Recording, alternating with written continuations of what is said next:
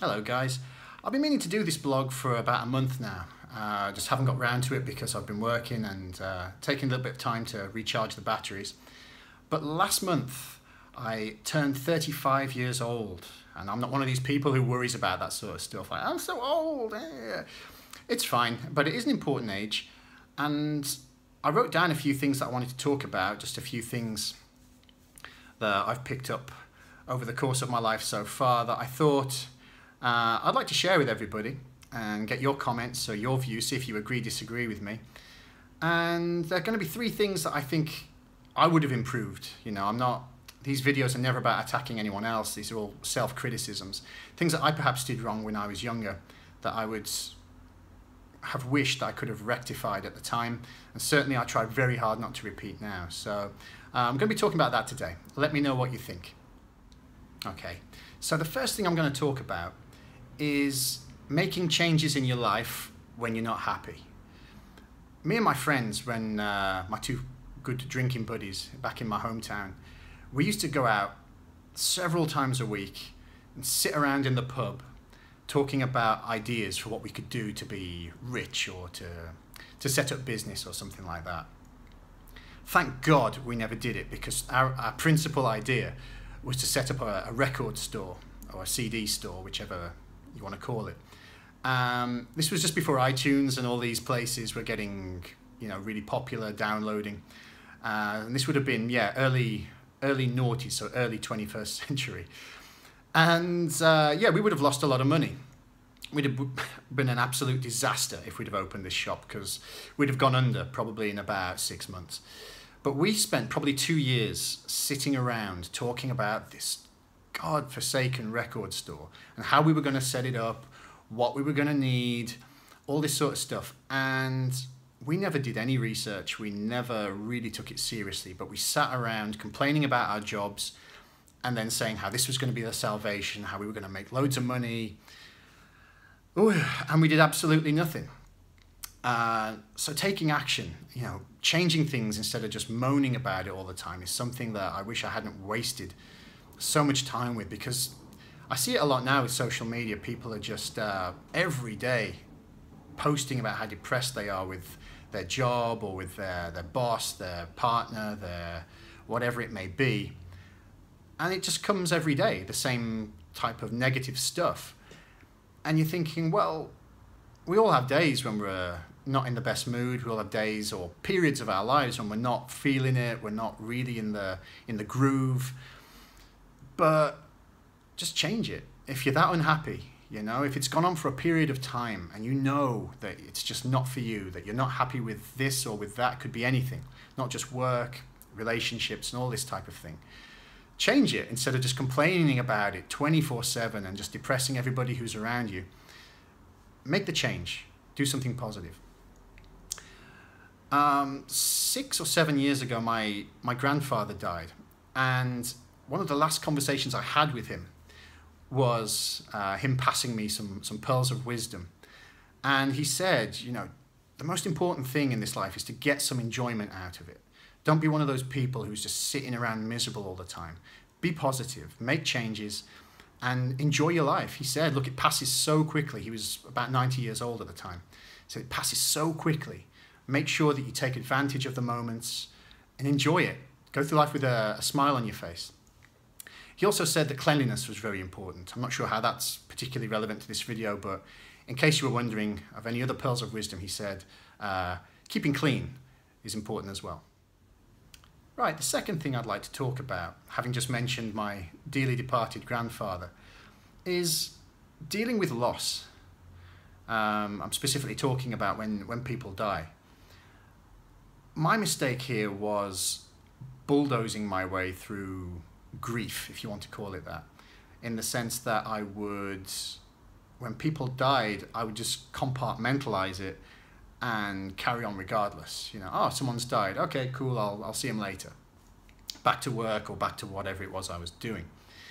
And I just plowed through, grandparents, family members, a couple of friends, a couple of acquaintances, and they just kind of stockpile in the back of your mind. I mean, this is how I dealt with it. Other people have other ways. But I should have taken the time, I think, to have addressed these things when they happened. Because like I would go to funerals and I would just stand there and I'd just go through the motions. I'd never let it really enter my mind what had actually happened.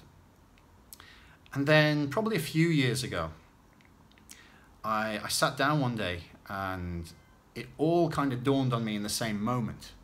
You know, 4 grandparents, great aunts and uncles, cousin who very tragically passed away, people my own age who I knew growing up and stuff. And you suddenly realize they're gone. And instead of dealing with each grievance one at a time, it just hit me like a tidal wave.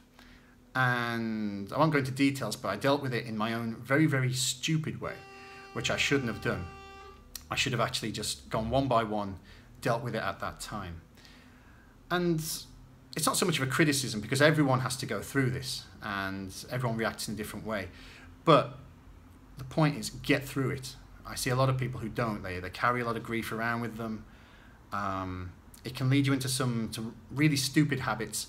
You can deal with it in completely the wrong way. Make use of your family, make use of your friends and your support who are around you. And, you know, grieve when it's time to grieve. I know it sounds extremely easy to say it just looking into a camera, but if you can deal with those things as and when they arise, it'll stop it just sledgehammering you in the future, or whatever it may be. There's so many different variants of how this can make people lose it a little bit. So that's point number 2.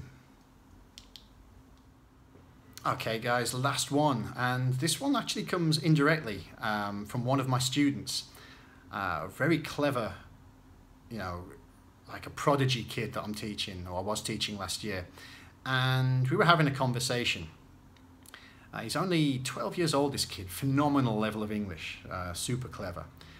And I was like, well, you're 12 years old, you must be really looking forward to being 18, so when you can, you know, get your car and start doing, you know, going out with your friends a bit more and all this. And he was like, oh, you know what? No, I'm not. I'm 12 years old. I want to enjoy being 12. And he knew the advantages of that. He knew the lack of responsibilities, the freedoms. Of course, there were some negative points about that as well. But his point was that when you're a kid, embrace being a kid. And that way, when you become older, when you become an adolescent or whatever, then you won't miss being a kid because you've done it. When you're an adult, you won't miss being a teenager if you've been a good teenager and you've embraced that and had all the fun that you can as a teenager. And that way life will just progress through its various stages and you won't feel uncomfortable in any of those stages. And this kid kind of got that at 12 years of age. And I thought, wow, I should fly you around the world giving classes to young people, because a lot of people get kind of trapped between phases. This happened to me a lot especially when I was younger, because, you know, graduating from junior school, I always wanted to go back. I wasn't ready for high school mentally. I was a few years behind. Graduating from high school, I just remember thinking, God, no, I'm not ready to go to university. I want to stay here. I've just started after 7 years. Just started to enjoy my studies. And the big one was leaving university. I had a great group of friends. I was just starting to get into the studies after 3 years again. Bit slow, I know, me. But I was just starting to get into it, and then it was time to go out and do other things. And I was always a little bit behind, you know, like when my friends were starting to do driving lessons, I was like, I'm not interested in driving lessons. I want to just play the PlayStation and go to football matches. All this stuff. I just wish that I'd stayed current in the phase of life that I was in and taken advantage of it and then move to the next one. Because once you get behind, it's difficult to catch up. And this kid, I think he knows his stuff. He's going to be living in the moment in every single phase of life, which is such a positive thing. Be a kid when you're a kid. Be a teenager when you're a teenager. Be an adult when you're an adult. You know, be the father. Be the professional. Be the, you know, when you're older, be a mentor, whatever it may be. You see some young people trying to be much older than they are, and you see a lot of older people trying to be much younger than they are. And I don't think you can get much satisfaction from that. You've got to exist in the phase of life that you are currently in and find a way to make the most of it. Okay guys, thanks so much for tuning in. I appreciate it as always. Wish you great success in whatever it is you're endeavoring to do today. and just make sure you get it done. Don't talk about it, do it. Any comments, please leave them. Love to hear from you. Thanks a lot.